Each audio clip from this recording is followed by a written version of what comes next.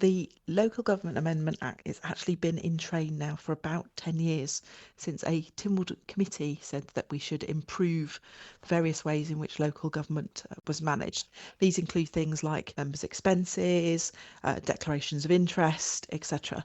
So trying to deal with some of those things that have caused problems in local authorities and still do cause problems in local authorities, an amendment bill was suggested. This has been in the hands now of, I think I'm possibly the fourth or fifth minister who's been involved in this bill. So really we're just moving on what's actually been a really long process, and it shouldn't have taken this long, to be fair. There's obviously been a lot of apprehension about this from various local authorities. They're not happy with it. It's been branded as multiple different things, as I'm sure you've heard. Why are you still going through with it? Is it because, like you said, it's necessary? So I think what you have to do here is you have to carefully look at what was in the substantive part of the bill, which was everything that covered pensions, disposal of land, appointment to joint boards, how local authority bylaws were processed to give us a quicker process to get those through. Members' expenses I've already remembered, how we change local authority boundaries, even daft things like abolishing the Douglas Market Act of 1956 because Old Market Hall has been sold, and so we don't need an act about that anymore. So all of those things have been in train forever. What happened when we went through the House of Keys was that Mr Hooper moved an amendment and introduced a new clause that basically said if a local authority provided a service and we considered that that was a necessary service, we could ask Tynwald to make that service mandatory. And if they failed to deliver that mandatory service, we could deliver it and we could impose charges back on the local authority to cover it. So there's lots of things that local authorities do that aren't mandatory. Under the Public Health Act, they collect domestic refuge. They don't have to provide amenity sites. They don't have to provide local libraries or town halls or anything of those ilk. However, our communities around the island expect those services to be provided, and they're charged for those services through their rates.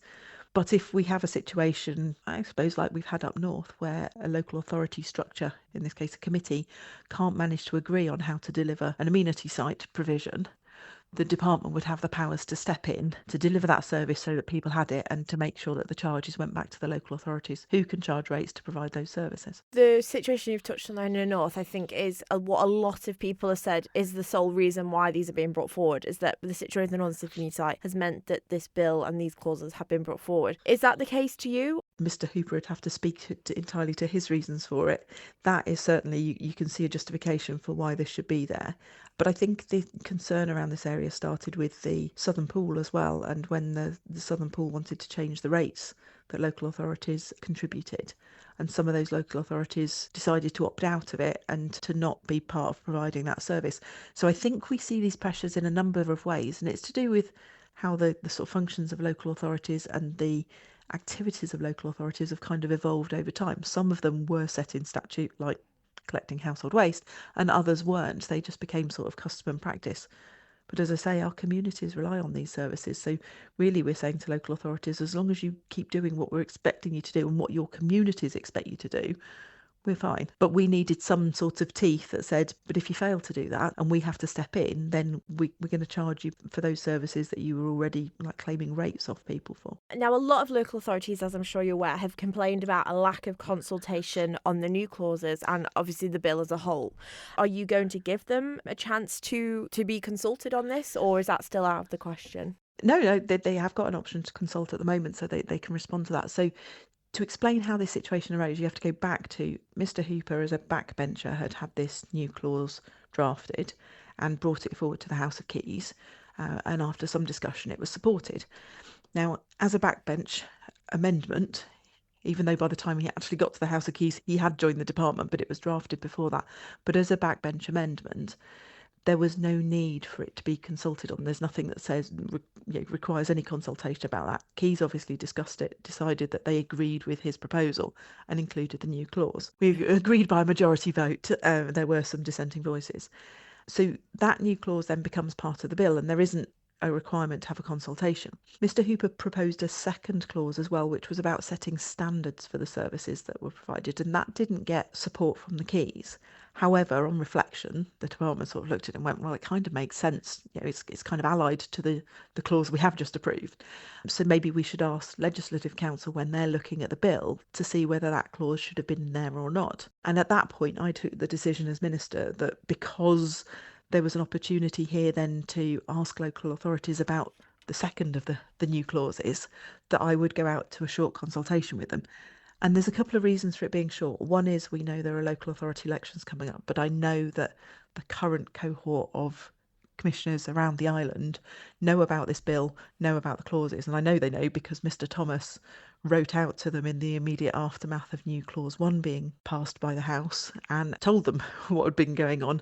So when I went out to them a couple of weeks later to say, actually, I've thought about this now, and here's your chance to say, would you like new clause 2 to be in or not? There is a really short consultation window there to get it in before the election, but with a group that I'm hoping are very engaged stakeholders and will let me know their opinions. Just on the clause itself, now one of them allegedly has the potential to put functions onto local authorities with no remuneration from the government. And that's one of the concerns from some of the local authorities, that actually they might not be able to afford to do some of these new functions, or they just can't budget for it. So why would that still be going through? And what could you do to support local authorities with that? I can see some elements of concern. So there are services that local authorities provide now that aren't mandatory. So there's nothing in statute that says they have to provide the services. The way that new clause 1 is written, the department could consider and could go and say to Tynwald, we think that this function of the local authorities should be mandatory, and Tynwald would have to agree that. So that's the first step in the process. So say it was providing swimming pools or providing libraries, we could go and we could say to Tynwald, we think this is so important for our community, we'd like to make this mandatory, and Tynwald would have to debate that and agree whether that was true. There is no steer in that new clause there that says that we would invent new things for local authorities to do that they don't already deliver on. But we just know that some of the things they deliver are done by custom and practice rather than because there's a requirement to do so. And because there's no requirement for them to do so, it allows some local authorities to just decide to stop providing services. So if they all pulled out of providing amenity sites, we'd have a massive increase in fly tipping around the island.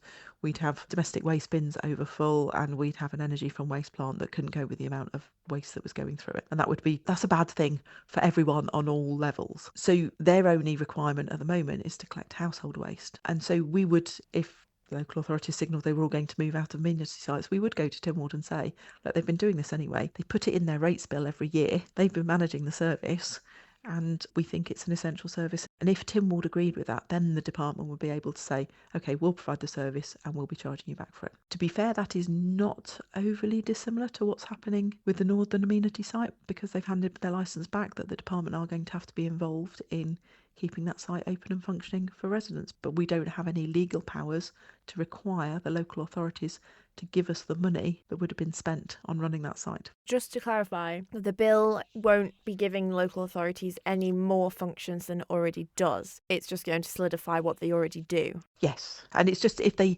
decide to stop doing it, that's the big thing here, is that if they decide to walk away from things that they're already doing, and we think that that is distinctly not, suitable for their community, and it's not what their ratepayers are expecting, that we would have the power to move forward and to say, right, you must do this function. But Tynwald has to approve that. It's not just that the department can decide on a whim, that every local authority should provide an amusement arcade and a roller coaster. That's clearly not going to happen.